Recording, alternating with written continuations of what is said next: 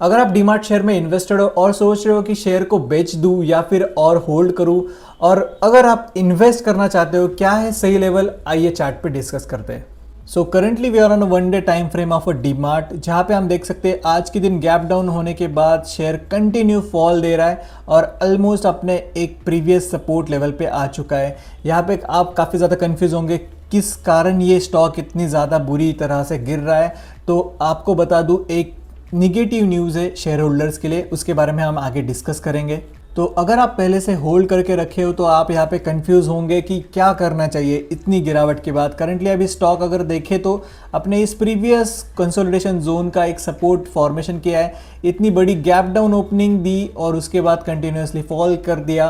क्या आपने इन्वेस्टेड किया है तो मुझे लग रहा है कि आपको यहाँ पे वेट करना चाहिए, कल की ओपनिंग का हमें वेट करना पड़ेगा, क्योंकि यहाँ पे कंसोलिडेशन पे एक बाउंस हमें देखने को मिला था, बट न्यूज़ के कारण हमें इतनी ज़्यादा गैप डाउन ओपनिंग देखने को मिली। आने वाले दिनों में क्या ये शेयर फिर से ऊपर जाएगा, उसके बारे में भी बात करेंगे। पहले हम देखते हैं कि क्या है इस शेयर में न्यूज़। यहाँ पे हम देख सकते हैं डीमार्ट के Q1 के रेवेन्यू ने स्ट्रीट यानी कि सबको जो इन्वेस्टर थे ओवरऑल उनको डिसअपॉइंटमेंट कर दिया है। ईयर ऑन ईयर 18,343 करोड़ का यहाँ पे आया है रेवेन्यू। अगर ग्रोथ की बात करें तो एनालिस्ट के एक्सपेक्टेशन उससे ज़्यादा थे, बट यहाँ तक कि कंपनी ने जो न्यू स्टोर ओपनिंग होती है वो भी काउंट एक्सपेक्टेड मैच नहीं हुआ, उसके कारण ये इतनी भारी गिरावट हमें स्टॉक में देखने को मिली। यहाँ हम ब्रोकरेज का व्यू देख सकते हैं, गोल्डमैन और मैक ने भी यहाँ पे बेरिश रेटिंग दे रखी है कि ये स्टॉक अभी और भी गिर सकता है। The cited slower revenue growth weaker so store expansion valuation concern, मतलब रेवेन्यू की ग्रोथ है वो भी काफ़ी ज़्यादा कमज़ोर दिखाई दे रही है ओवरऑल रिजल्ट में। उसके बाद जो एक्सपांशन होना चाहिए स्टोर्स का वो भी काफ़ी ज़्यादा कम है। और एक पॉजिटिव है कि ईयर ऑन ईयर पे रेवेन्यू जो है वो 15% पॉजिटिव है, बट रिजल्ट निगेटिव नहीं आया है। आप एक बार समझ लीजिए, यहाँ पर रिजल्ट निगेटिव नहीं है, ईयर ऑन ईयर 15% की ग्रोथ है, बट एक्सपेक्टेड इससे ज़्यादा था, ठीक है। और डीमार्ट यहाँ पे कंटिन्यू कर रहा है expand business and just slower pace than expected, ठीक है। मतलब आपको एक बता दूं सिंपल कि एक्सपेक्टेशन था मार्केट में कि इस साल के ओवर ऑन ईयर एक जस्ट नंबर दे रहा हूं कि सपोज 80 स्टोर ओपन कर रहे हैं, बट इसमें जो कैलकुलेशन ओवरऑल जो निकल के आया है, मतलब एक्सपांशन जो बिजनेस का वो सिर्फ लाइक 50 या 60% हुआ। तो सपोज इसके कारण भी हमें एक निगेटिव इम्पैक्ट ओवरऑल मार्केट में देखने को मिलता है। देखा जाए तो ये एक तरह की मार्केट में गिरावट दिखाने के लिए या फिर करने के लिए भी इस न्यूज़ का इम्पैक्ट हो सकता है। अभी हम चार्ट में देखेंगे क्या ये सच में ओवरऑल लॉन्ग टर्म के लिए शेयर पे इम्पैक्ट करेगा या नहीं। निगेटिव न्यूज़ तो ये रेवेन्यू ने एक्सपेक्टेशन मैच नहीं किया, स्टोर जो एक्सपांशन है काफ़ी स्लो है, ग्लोबल ब्रोकरेजर्स जो है ग्लोबल जो उनके भी सेंटिमेंट अभी करंटली स्टॉक में निगेटिव है। शॉर्ट टर्म के लिए ये रहेगा निगेटिव इफेक्ट, क्योंकि अभी इतनी ज़्यादा गिरावट हो चुकी है, तो शॉर्ट टर्म जो भी स्विंग ट्रेड करेगा उसके लिए काफ़ी निगेटिव है।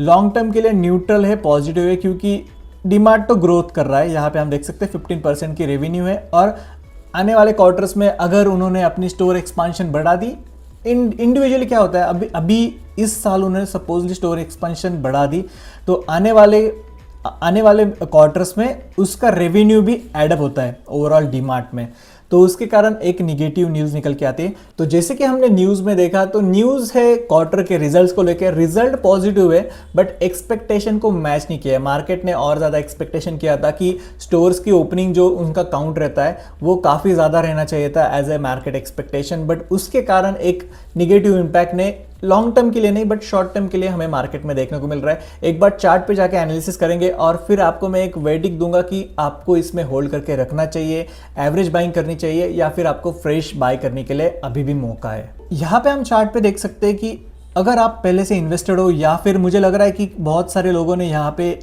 सपोर्ट देख के, इस वाले सपोर्ट को देख के यहाँ इस ब्रेकआउट पे बाइंग की होगी, तो वो काफ़ी ज़्यादा, मतलब अगर मैं सोचूं कि आपने इस ब्रेकआउट पे बाय किया होता तो आप ऑलमोस्ट 5% के पहले से लॉस में हो। अगर आपने अभी भी होल्ड करके रखा है तो मैं आपको सजेस्ट करूंगा कि आप और थोड़ा होल्ड करके रखे हो, क्योंकि यहाँ पे सपोर्ट पे, यहाँ से अगर गिरा तो यहाँ पे गिरावट 1 या 2% की हो सकती है, बट ये जो यहाँ पे गैप ओपनिंग हुई है इस लेवल पे, तो अगर ये ऊपर जाने के लिए काफ़ी ज़्यादा टाइम लेता है। मतलब यहाँ से सपोज अभी एक्सपेक्टेशन क्या है कि यहाँ पे मुझे एक बाउंस दिखना चाहिए क्विकली, ठीक है। ये क्विक बाउंस यहाँ पे हमें एक्सपेक्टेड है, बट अगर ये शेयर बाउंस नहीं देता, कंसोलिडेशन करना स्टार्ट कर देता है, अगर आपको कहीं दूसरी स्टॉक में इन्वेस्टमेंट करना है, तो जब तक ये गैप फील नहीं हो जाता, इस गैप को फिल करने के लिए स्टॉक ऊपर नहीं आ जाता, मतलब आपके एवरेज बाइंग के पास नहीं आ जाता, तो आप इस लेवल पे बुक कर सकते हो। अगर आपको लॉन्ग टर्म रखना है, थोड़ा स्विंग आपका बड़ा रहेगा, मतलब 1 से 2 महीने के लिए, तो हमें इस तरह के, देखो इस तरह के जंप स्टॉक में देखने को मिल सकती है, ठीक है। अर्निंग के बाद यहाँ से ऑलमोस्ट 22% की रैली, अगर आप हम लॉन्ग टर्म में देखें तो मुझे नहीं लगता यहाँ से और गिरावट होगी यहाँ पे। और रही बात ग्लोबल न्यूज़ की, वो तो चेंज होती रहती है, वो हम कंसिडरेशन में ज़रूर कर रहे हैं, और उसी के कारण यहाँ पे हमें इतनी ऊपर से ऑलमोस्ट अराउंड अगर देखें तो 10% की गिरावट देखने को मिले। बट अगर आपने अभी यहाँ पे होल्ड हो तो होल्ड करिए। अगर आप फ्रेश बाइंग करना चाहते हो तो this is a good level for freshly initiate. यहाँ पे हम देख सकते हैं तो ऑलमोस्ट अराउंड ऊपर के साइड हमें काफ़ी ज़्यादा मार्जिन है, ऑलमोस्ट 15 से 20% की रैली हमें डीमार्ट में आते हुए दिख सकती है। तो रही बात आपको होल्ड करना चाहिए या नहीं, अगर आप पहले से इस स्टॉक में इन्वेस्टेड हो तो मैं बोलूँगा आप एवरेज मत करिए जब तक कोई पॉजिटिव यहाँ पे चार्ट इंडिकेशन नहीं देता, उसके बाद आप थोड़ा सा अमाउंट यहाँ पे ऐड कर सकते हो। और अगर आप फ्रेशली इन्वेस्ट करना चाहते हो तो आप अपनी 50% क्वांटिटी यहाँ पे इन्वेस्ट करें। अगर थोड़ा सा और स्टॉक नीचे गिरता है 1-2% तो आप यहाँ पे बाइंग एवरेज कर सकते हो।